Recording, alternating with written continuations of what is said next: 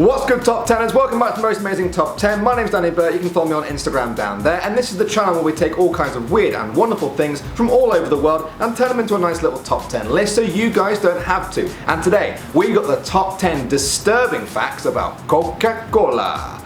I don't know why I said it like that. So according to the official Coca-Cola website, they actually sell 1.8 billion bottles of Coke every single day. Yeah, I know. But you might not know some of these disturbing facts about them. So let's jump right into this with our number 10. Coca-Cola used to contain cocaine. The first Coca-Cola drink was made in 1886 by John Stuyth Pemberton as a medicine that promised to cure all kinds of things from headaches to hysteria. The ingredients included sugar syrup, vanilla, cinnamon oil, and two things that gave the drink its name: cola nut powder and coca leaf extract, which contained cocaine. By the time cocaine was made illegal in 1914, Coca-Cola had already stopped using fresh coca leaves to make their drink and instead were only using spent coca leaves, which is basically the same but with all the cocaine taken out. At number 9 now, the World Health Organization recommends that the average person consumes no more than 6 teaspoons of added sugar in one day. That includes all drinks and all meals. Everything that you might put in your mouth shouldn't contain more than 6 teaspoons of sugar. And guess how much one single can of Coke contains? 10 teaspoons of sugar. That means if you drink 3 cans of Coke a day, you've actually consumed more than 5 times the amount of recommended sugar. And I don't recommend that, and neither does the World Health Organization. In at number 8 now, the Coca-Cola company has been accused in the past of anti-Semitism a number of times. The accusations range from continuing to run a branch of the company in Nazi Germany during World War II to seemingly refusing to do business in Israel in order to not upset its Arabic countries. They also made a video celebrating 75 years of Fanta in Germany by referencing the good old days, which many people found offensive because those days were also known as the Holocaust days. Now, although they've been quick to apologise for all this and distance themselves from the controversy, it's left a bitter taste in a lot of people's mouths.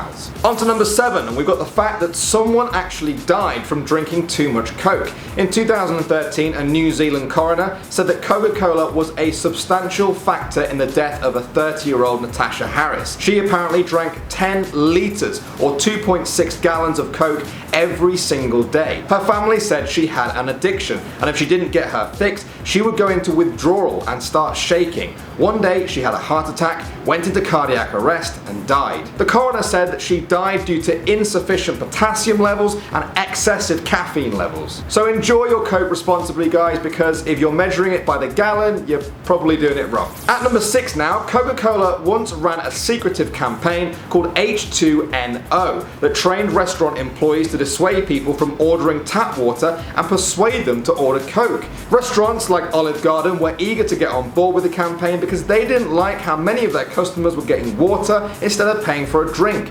Coca-Cola stepped in with their program that included training waiters in the art of persuasion and even an incentive program for people who could upsell Coke the most to customers. Now, some people saw this as clever marketing, but when the story broke in the New York Times, a lot of people saw it as a war on good old water.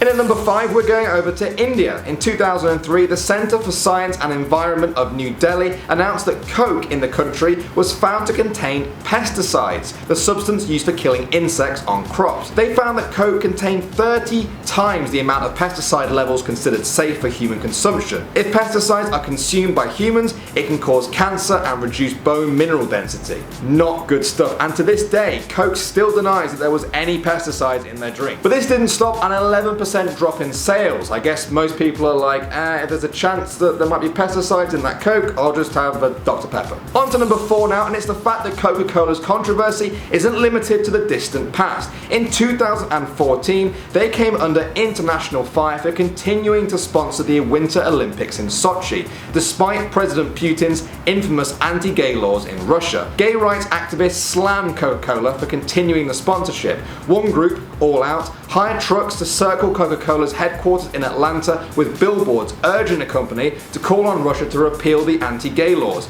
They also had that Share a Coke campaign going on where you could order a Coke with your friend's name on it, but when you do it, this happened. They later apologised for it and said that was never meant to happen, but for a lot of people the damage was already done. We're at number 3, and in 2012 researchers in France found that Coca-Cola actually contains alcohol. This caused quite a shock among people who chose the drink because of health or safety reasons, but others were quick to point out that the alcohol levels in Coke are as low as 10 milligrams a litre. That works out to be about 0.001%. But this was disturbing to a lot of people, especially religious people. Some Muslims, for example, were divided about whether or not they could drink Coca-Cola because Islam prohibits the consumption of alcohol. Also, I know someone out there is wondering this, and it would take 13,000 cans of Coca-Cola to get drunk. So do whatever you want with that information.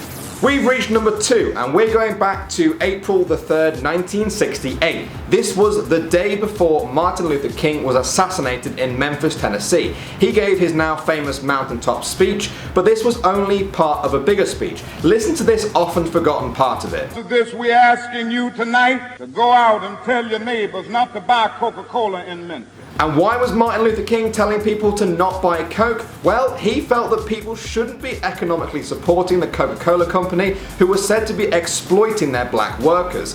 He accused them of paying them lower wages than their white counterparts for harder work and longer hours. But we'll never know what else he had to say about this boycott because, as I said earlier, he was killed the very next day. So we've looked at cocaine in Coke, Killer Coke, and boycotting Coke, but now it's time for our number 1, and I'm going to call this one Crude Coke. Coke was once accused of an obscenity when they released this poster, which appears to show a pretty explicit sexual act going on. It was released in Australia in the 1980s and went totally unnoticed by the company until someone saw it on the back of a Coke truck and pointed it out to them. Coca-Cola ended up having to recall all the posters and just destroy them. The artist who made the poster said they did it as a joke, but that joke kind of backfired on them when Coca-Cola fired them and sued them. One Coke president said it was actually quite irresponsible and not amusing. But what do you guys think? Was that kind of funny or not okay at all? Let me know in the comments, guys, because that's all we got time for. Also, let us know here at Most Amazing Top 10 which videos you want to see in the future.